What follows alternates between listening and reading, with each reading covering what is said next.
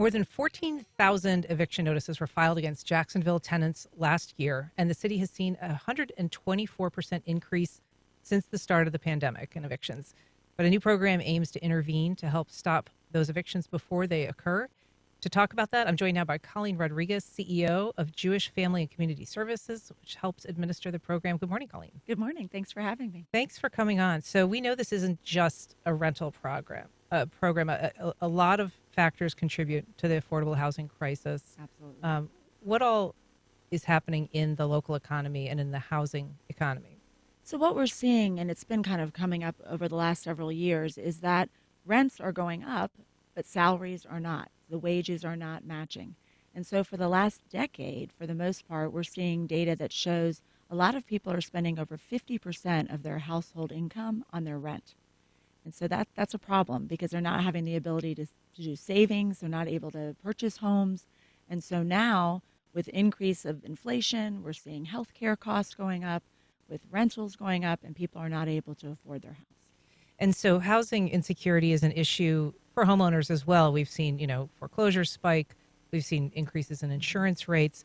But why are renters uniquely vulnerable when it comes to either issues of affordable housing or housing shortages?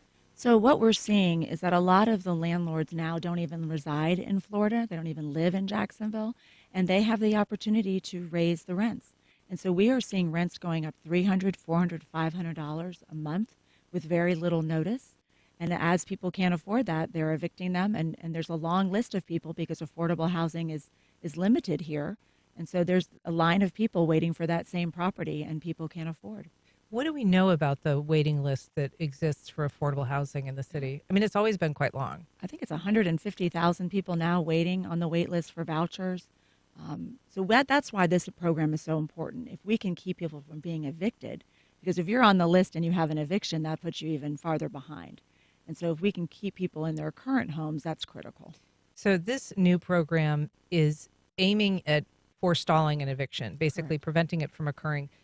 What's the trigger for that? How does this, what gets the ball rolling? So the majority of the clients are going to come through the eviction process. So 60 to 100 evictions are filed every day in Duval County at the courthouse, Wow. which was shocking to me. I couldn't imagine it's, up to 500 evictions filed a week.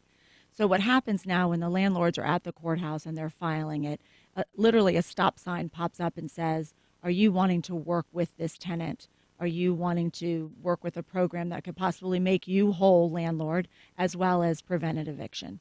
And if they say yes, then they're sent to a JacksonvilleEvictionDiversion.org link, and then they're matched with a Jewish family employee. And so this is, anybody's eligible for it, right? It's if you're a renter and you're facing an eviction. Not everyone is eligible. You do have to live in Duval County. That goes all the way to the beaches. That includes Baldwin. You do need to have a child under the age of 18 in the home or a senior over the age of 65. And so you have to be a resident of the legal resident of the United States.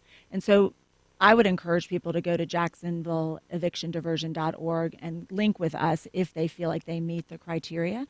They need to be obviously receiving an eviction notice or have been told that they are having a non-payment, coming to them and that they're at risk.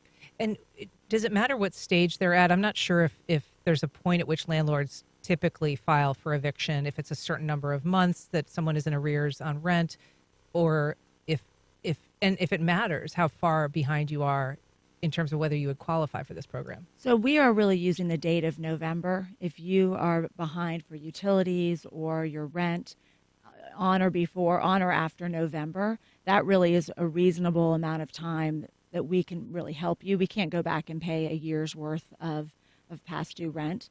But around that November window, if you've been having challenges paying your rent or your utilities or any part of your lease, that's really the applicable time period. And does that shift, that November date, going forward? It'll shift moving forward as this funding will end September 30th.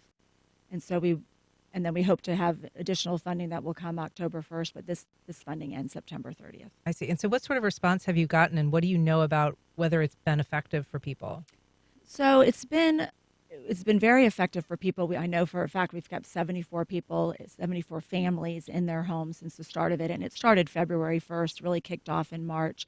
So 74 families have been kept in their home. We'll part of this program is going back 6 months later to make sure they're still in that same residence. That's going to be the real telltale sign. So we'll start to look at those numbers in August and September. What we are seeing is families that have had really a life-changing event. It's not families that have been chronically homeless, chronically needing services and support. It's an illness. It's an unexpected job loss. It's a domestic violence situation where the family had to separate and that person's left alone with the expenses. And so it's families that really, if we can intervene and help and make them whole, they're going to be stable moving forward.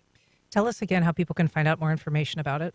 Jacksonville evictiondiversion.org is the best way. And then they'll be linked with Jewish Family and Community Services. If they want to go to our website, they can do that as well at jfcsjax.org.